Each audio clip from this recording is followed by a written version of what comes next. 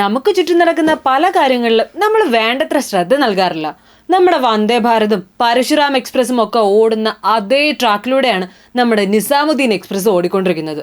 എത്രയും പെട്ടെന്ന് അതിനകത്തൊരു തീരുമാനം ഉണ്ടാക്കിയേ പറ്റൂ. ബംഗാളിലെ ലവ് ജിഹാദ് ട്രെൻഡിങ് ആയിക്കൊണ്ടിരിക്കുന്ന ഈ സമയത്ത് നമ്മുടെ കേരളത്തിലെ ഈ കാര്യവും നമ്മൾ ശ്രദ്ധിക്കേണ്ടതാണ്. മാത്രമല്ല, ആ പഴക്കടയിലാണെങ്കിൽ സീതപ്പഴം കൊണ്ടുവന്ന് കപ്പയ്ക്കയുടെ അടുത്ത് കൊണ്ടുവന്ന് വെച്ചിരിക്കുന്നു. കണ്ട് ഇക്കാമാരുടെ അടുത്തൊക്കെ കൊണ്ടുവന്ന് വെക്കാനുള്ളതാണോ നമ്മുടെ സീതപ്പഴം? ഇത്തരത്തിലുള്ള സാമൂഹിക വിഷയങ്ങൾ എങ്ങനെ ഇടപെടണമെന്ന് അറിയാതിരിക്കുന്ന സമയത്താണ് ബംഗാളിലെ വിശ്വ ഹിന്ദു പരിഷത്തുകാർ ഈ ലവ് ജിഹാദ് കണ്ടെത്തിയത്. വെസ്റ്റ് ബംഗാളിലെ സഫാരി പാർക്കിൽ സീത എന്നൊരു പെൺസിംഹത്തെ അക്ബർ എന്നൊരു ആൺസിംഹവുമായി പാർപ്പിച്ച ബംഗാൾ വനം വകുപ്പിനെതിരെയായിരുന്നു അവർ കോടതിയിലെത്തിയത്.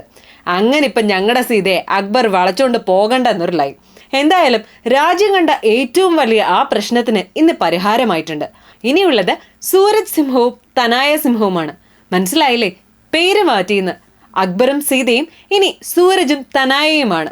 എന്തായാലും പേരിടിയിൽ ചടങ്ങൊക്കെ കഴിഞ്ഞ സ്ഥിതിക്ക് ഇനിയെങ്കിലും അവത്തുങ്ങൾക്ക് ഒന്ന് സമാധാനത്തോടെ കഴിയാൻ പറ്റിയാൽ മതിയായിരുന്നു.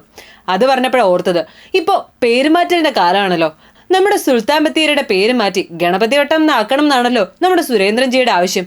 എന്തായാലും ഇത് പറഞ്ഞ അന്ന് മുതൽ സുരേന്ദ്രൻജിക്ക് പൊങ്കാലായിരുന്നു.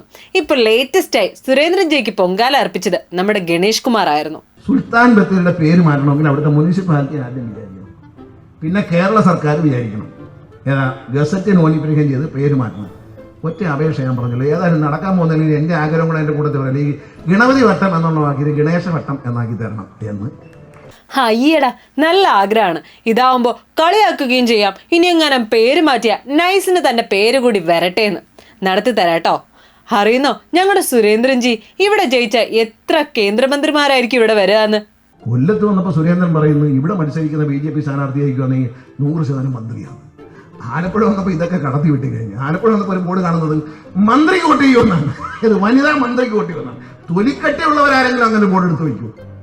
തോക്കാൻ പോകുന്ന ഒരാൾ അത്തരത്തിലൊരു നാണം കെട്ട ബോർഡ് ആരെങ്കിലും ജീവിതത്തിൽ ലോകത്തൊരു തെരഞ്ഞെടുപ്പിലും, മറ്റതൊക്കെ പറച്ചിലേ ഉള്ളൂ. സുരേന്ദ്രൻ ചുമ്മാ സൂചിപ്പിക്കാൻ വേണ്ടി പറഞ്ഞ് കൊല്ലത്ത് മത്സരിക്കുന്ന ആളെ ജയിക്കാമെങ്കിൽ മന്ത്രിയാക്കും എന്ന് പറയും. ആഭ്യന്തര മന്ത്രിയായിട്ട് ജസ്റ്റ് റിമെമ്പർ ദാറ്റ് എന്ന് പറഞ്ഞ ഒരാൾ തൃശ്ശൂർ ജയിക്കുന്നു. പോലീസായിട്ട് അഭിനയിച്ച് പോലീസ് ശരീരത്തിൽ കയറി.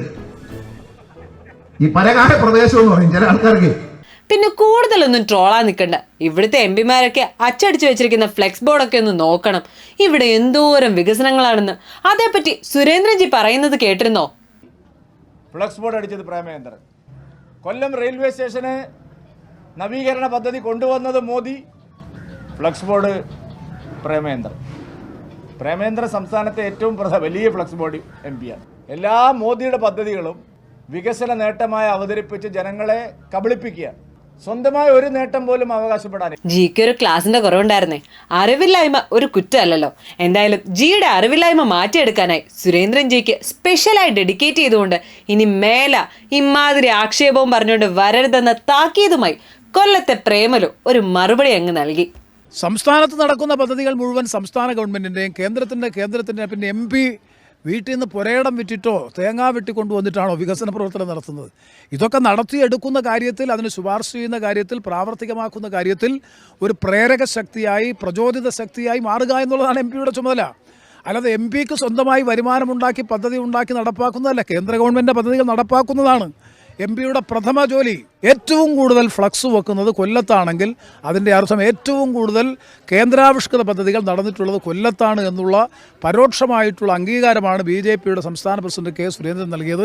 അതൊരു അംഗീകാരമായി ഞാൻ വിലയിരുത്തുകയാണ്. അതിനോട് ഞാൻ 100% യോജിക്കുകയാണ്.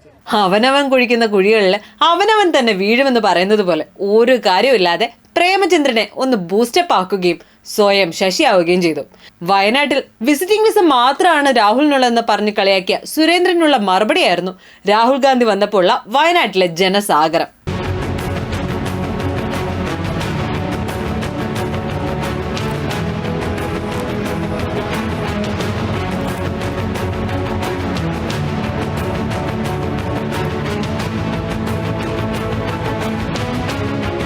It is always a pleasure for me to come to Kerala, especially since I've been an MP of Wayanad